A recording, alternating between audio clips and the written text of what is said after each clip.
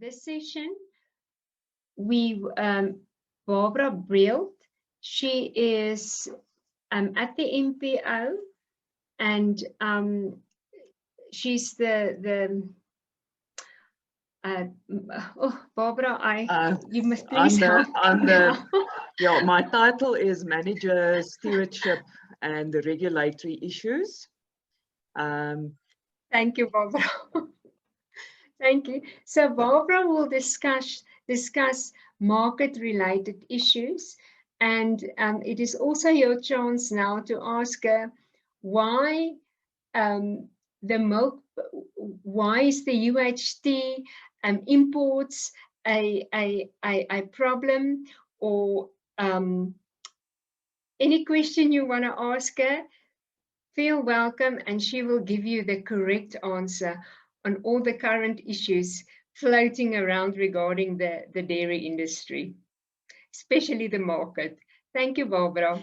Thank you very much, Helena, and thank you for the opportunity. I'm going to focus on the regulatory issues which impact the dairy market.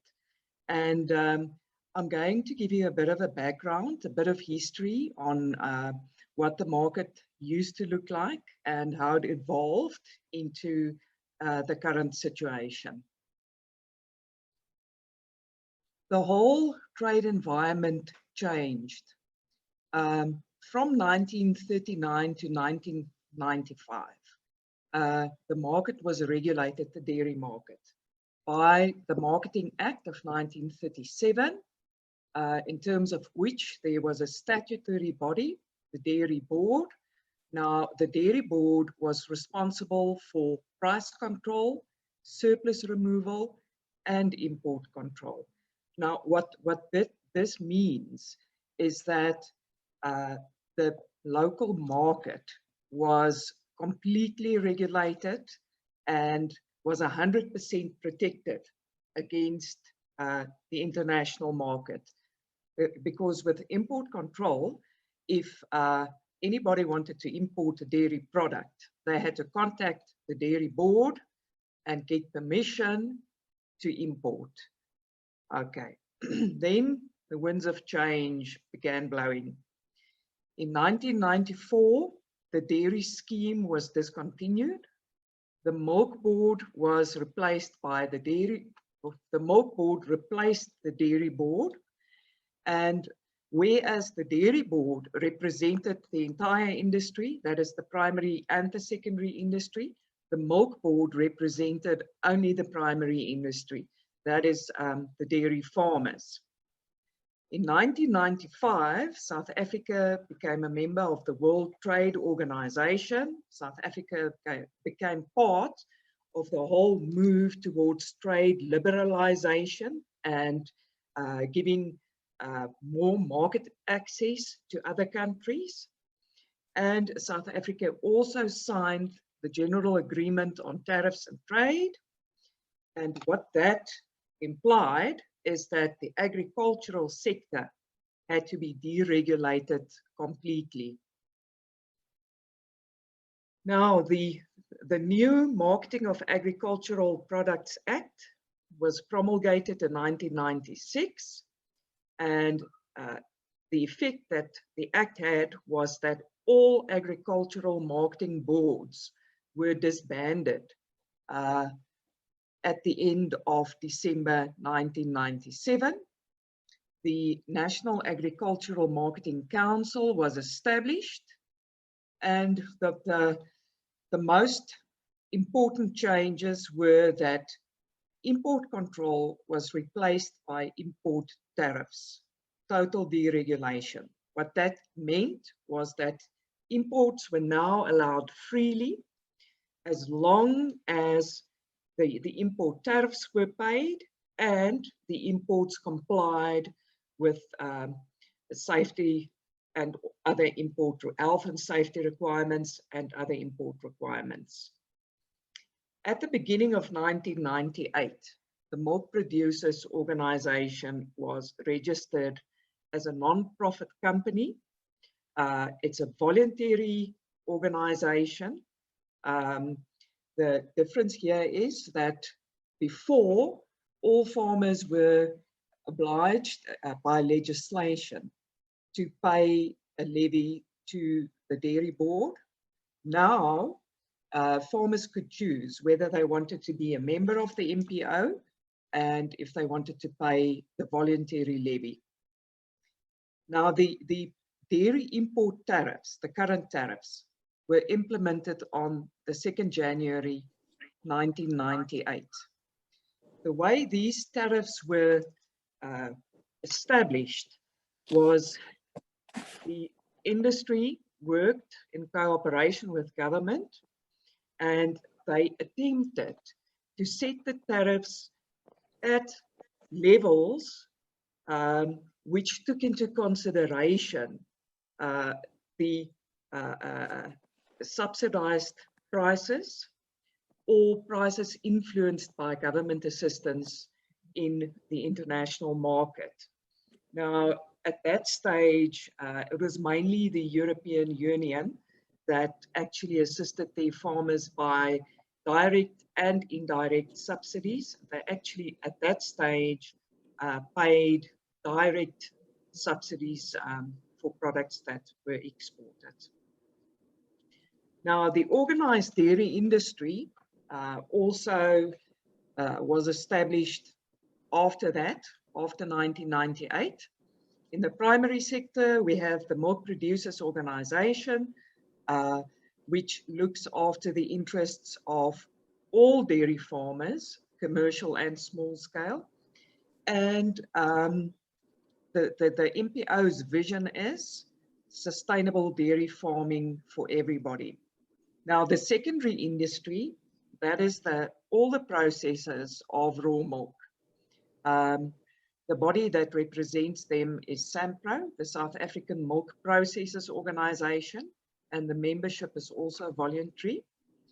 And then there is also an umbrella body, which is called Milk South Africa, of which the Milk Producers Organization and SAMPRO are the two members. Now, Milk SA looks after the elective issues. Milk SA is funded by a statutory measure whereby levies are paid on milk and dairy products by processors and importers. The authorities that are involved when dairy products are imported is in the first place SARS.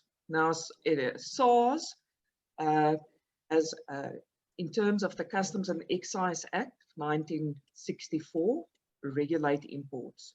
They are responsible, among others, for registration of imports, goods clearance, the payments of import tariffs, and a very important function is the detection and prevention of fraud and illegal imports.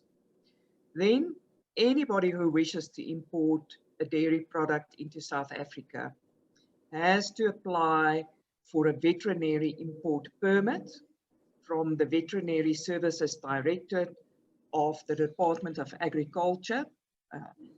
Now, the legislation here are the Agriculture Product Standards Act and the Animal Diseases Act. And then we also have the Department of Health, which is responsible for the health and safety of food products. Now, they have regulations relating to milk and dairy products in terms of the Foodstuffs, Cosmetics and Disinfectants Act, whereby they operate. Now, farmers regularly ask why there is no import tariff payable on UHT milk or long life milk. Now, when the tariffs were set in 1998, long life milk was not really a player in the market yet. And the industry and government at that stage was convinced that the only product that would ever fall under this category would be fresh milk, which obviously has a shelf life. And they decided on a zero tariff for milk. Now, fresh and UHT milk, cream and yogurt have zero tariffs. Milk powders, that is all milk powders, including whey, the different specs of whey from ordinary whey to demineralized whey powder, and then buttermilk powders.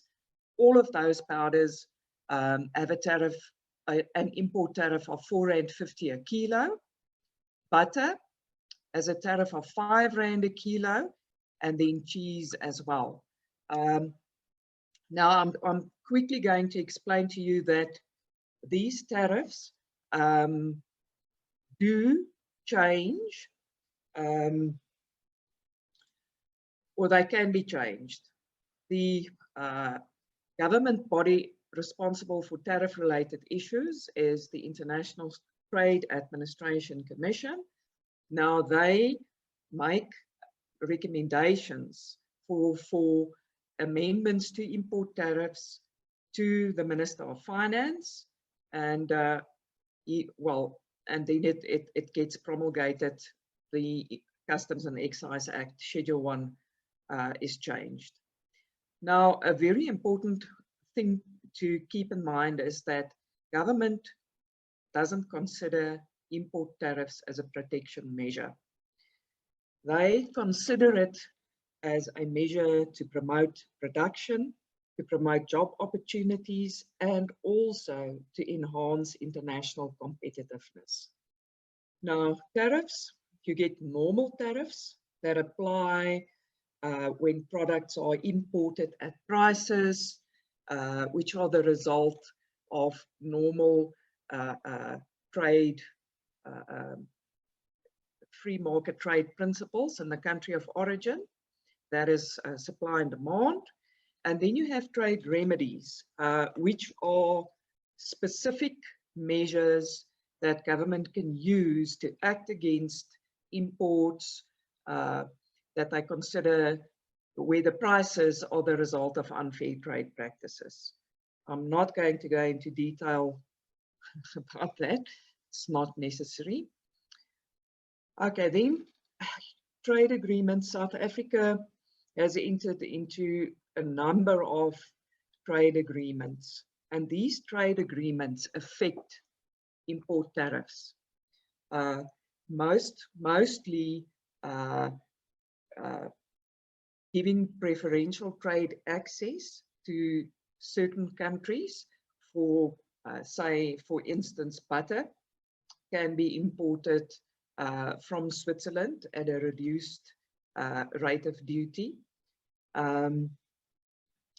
And then also, one of the questions that we deal with very, very regularly is why can't the import tariff on UHT milk be increased?